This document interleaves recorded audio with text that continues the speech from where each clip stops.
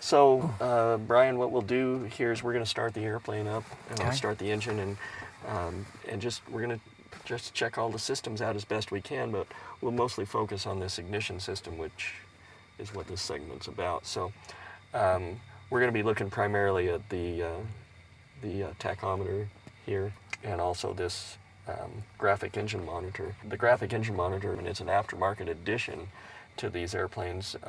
These things have been pretty widely used and very common in higher performance airplanes over the last 10 or 15 years. And they're really a useful tool to have in your airplane.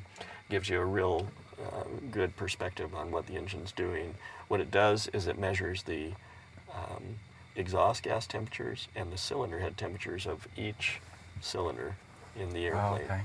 And so by knowing what those temperatures are, not only can we compare what they're doing in relation to each other, but it also gives us a good perspective on what on how it's operating. Let's go ahead and start this thing up.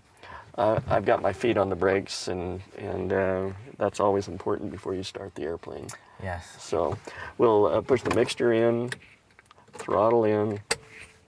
We'll go to the both position on the key switch, turn the battery and alternator system on.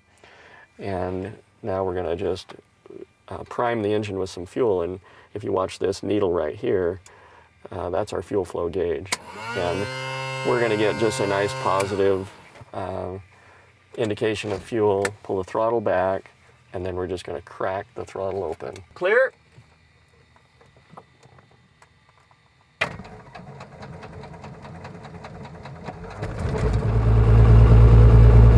Let this thing warm up for a couple minutes before we do the run-up, so that the oil gets kind of warmed up and circulating properly. What's our field elevation here?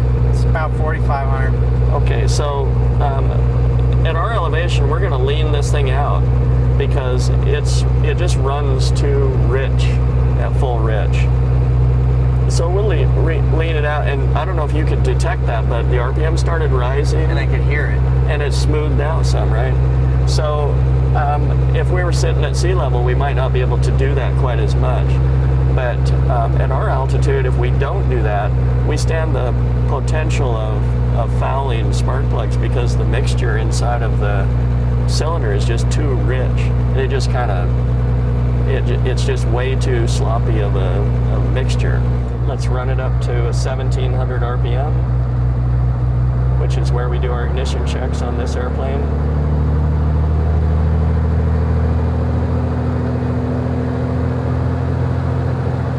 There's 1,700 RPM. I'm going to come over and we'll go 2 positions to the left, which will be the right mag. So we're running on the right mag now. We lost about 70 RPMs or so. That means we're running on the right mag. We've turned the left mag off, right? Okay, there's our both position back to 1,700. And we'll go to the left position. We've turned the right mag off. And we have the same drop, about 70, 80 RPMs. So it's the same on both sides, it's smooth. That's really all we need to do. If this is the only instrument we have, we can tell everything's working fine by that and by the general feel. Nothing got rough when we did that mag check. It felt fine, it just lost a little bit of RPM. Now let's look at the JPI, the engine monitor. So we go to the right mag, all of those temperatures rise, back to both, and they all lower. We can go back into the normalized mode here, which that normalized mode basically just evens out makes that top temperature indication all even. So it makes the instrument a little more sensitive. See them all rising, so we can tell if one's got a problem. All of them are rising and lowering on both mags, so it's working correctly. That's about all there is to it. Let's open this sucker up. All right, let's push it in and... You want to go for a quick fly first? That sounds like a good idea. Let's do this. We better get to work.